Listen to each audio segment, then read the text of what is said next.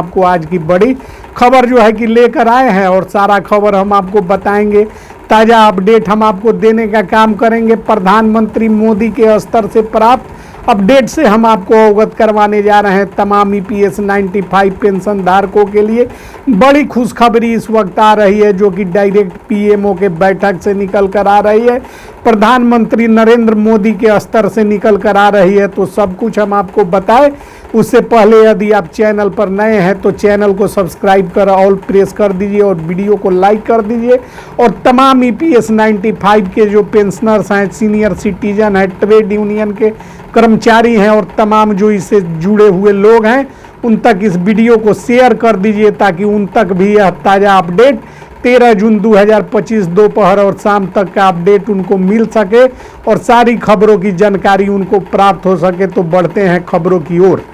तो EPS 95 pension वृद्धि कार्यक्रम के तहत अब EPS पेंशनर्स, ट्रेड यूनियन कर्मचारी, सीनियर सिटीजन को 1000 की जगह 7500 देने की कवायद में बड़ी कार्रवाई हुई है। प्रधानमंत्री मोदी EPS 95 पेंशन और पेंशनर्स का पेंशन 7500 करने के लिए इसको जो है कि आगामी बैठक में बड़ा फैसला लेंगे। बाकायदा इसके ऊपर बैठक की तिथि और समय और स्थान का नोटिस जारी किया गया है और जो है कि पत्र का प्रिंट तैयार किया जा चुका है और सिर्फ औपचारिकता बाकी है। प्रधानमंत्री नरेंद्र मोदी ने अपना कीमती समय में से समय निकालकर एक अहम बैठक पिछले दिनों बुलाया था और कैबिनेट की बैठक में, जिसमें EPS 95 पर फैसला तो नहीं हो सका, लेकिन जो खबरें सामने आ रही है उसके अनुसार EPS 95 को लेकर चर्चा खूब हुआ। केंद्रीय मंत्री श्रम एवं रोजगार विभाग श्री मनसुख मांडविया ने बैठक में बड़ी ही शालीनता के साथ EPS 95 के मुद्दे को उठाते हुए प्रधानमंत्री मोदी से कहा कि EPS 95 पेंशन की समस्या देश के 78 लाख सीनियर सिटीजन को प्रभावित करने वाला है।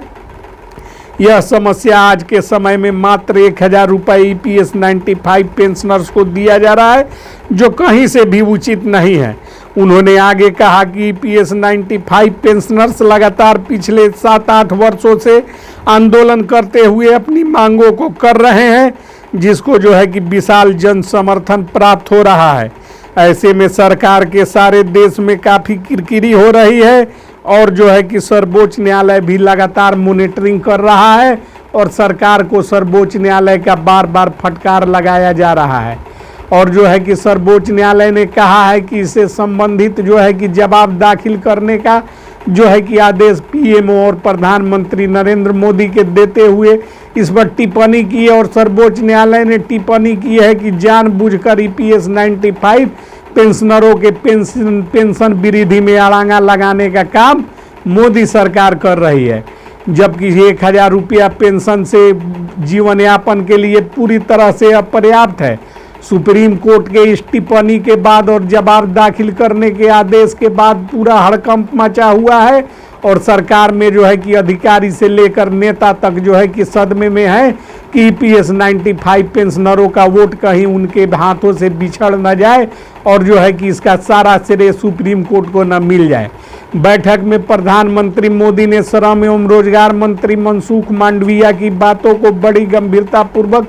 सुना, समझा और तथा मनसुख मांडविया जी को कहा कि सरकार का लक्ष्य स्पष्ट है। सीनियर सिटीजन को सबसे पहले सर्वोच्च प्राथमिकता दिया जाएगा और पेंशन की राशि सहित DA और मुफ्त चिकित्सा सुविधा भी उपलब्ध करवाए जाने का नियम बन चुका है। और प्रधानमंत्री ने लगे हाथ कहा कि वित्त मंत्री निर्मला सीतारमण और कैबिनेट सचिव से पूछा कि EPS 95 के पेंशन वृद्धि से संबंधित फाइल इस बैठक में प्रस्तुत क्यों नहीं हुआ। निर्मला सीतारमण ने PM को बताया कि बहुत जल्दी ही अनुपूरक बजट तैयार कर लिया जाएगा और उसी के माध्यम से EPS 95 की राशि बढ़ोतरी का प्रस्ताव कैबिनेट में मंजूरी के लिए प्रस्तुत कर दिया जाएगा। इसके बाद प्रधानमंत्री ने सबको हिदायत दी है कि जल्दी से जल्दी EPS 95 पेंशन वृद्धि से संबंधित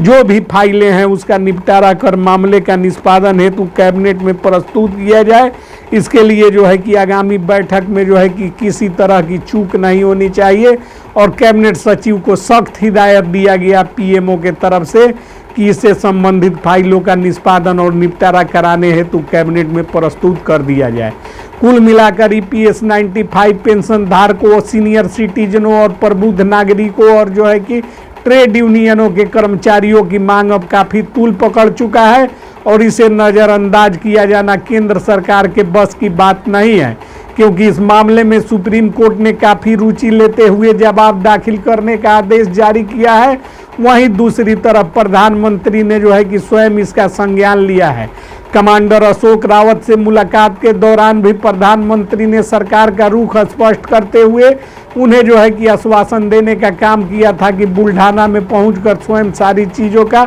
जायजा लेकर बुल्ढाना से ही बड़ी घोषणा की जाएगी, किंतु इन वक्त पर प्रधानमंत्री का कार्यक्रम स्थगित हो गया। उसके बाद जो है कि कैबिनेट के माध्यम से उम्मीद